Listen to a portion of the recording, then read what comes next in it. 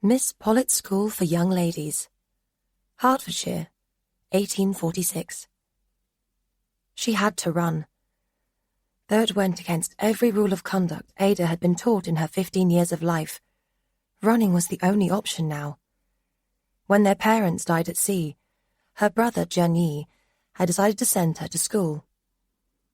Taking over the family business so unexpectedly had largely monopolized his time, so in the interest of her being around more girls her age, he'd sent her to Miss Pollitt's, an exclusive boarding school for the girls in the ton. The idea was to help her socialize with other girls from affluent and connected families. Ada had been excited at first, but ever since she'd begun boarding there, she'd been a target. She had certainly tried to fit in. When that failed, she tried to make herself invisible. However, with the features her Chinese mother had given her, there was nowhere for Ada to blend in or hide. Sarah Hill had set her sights on Ada the minute she'd been introduced to the other students. Within a week, Sarah's vitriolic attacks began. But Ada was nothing if not resourceful, and she knew how to make herself scarce. Today, the mail had been delivered, and Ada had received a letter from her brother, Jenny. Sarah, as fate would have it, had received a letter from no one. Ada watched as the little harpy's brown eyes had narrowed their envious gaze at her, and knew today was going to be another day for hiding. The music room was always empty after lunch, so Ada made a sharp left down a hallway and ducked into the room. She scampered behind a curtain and hoped she would go unnoticed again.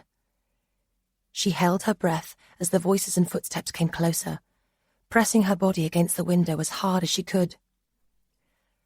"Are you certain she came in here?" she heard a girl say. "Lottie said she always hides in here," Sarah replied, and Ada closed her eyes in resignation. Stupid Lottie. The mousy redhead Ada shared her rooms with had no doubt been attempting to protect herself, but it still felt like a betrayal. The closer the footsteps came to her hiding spot, the more she held her breath, praying desperately that none of them would check behind the curtains.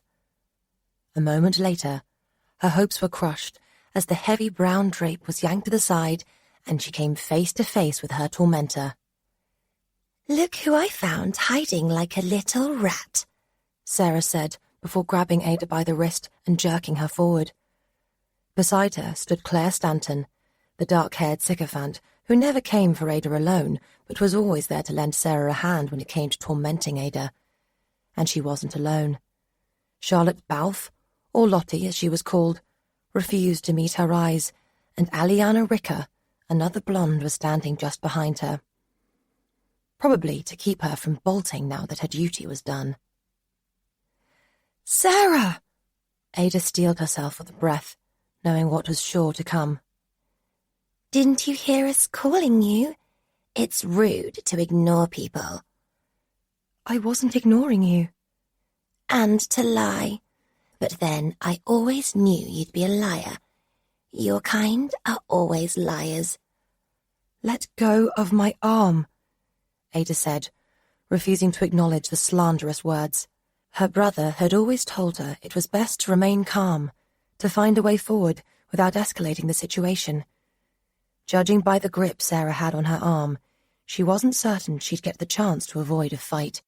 "You come here to our country and our school, and then have the audacity to demand anything," Sarah hissed, tightening her hold until it was painful. "I didn't come anywhere," Ada replied, in what she hoped was a reasonable tone. "I was born here the same as you were." "You are nothing like me. You have no right to anything here." "Let go of my arm." "And if I don't, you can't tell me what to do."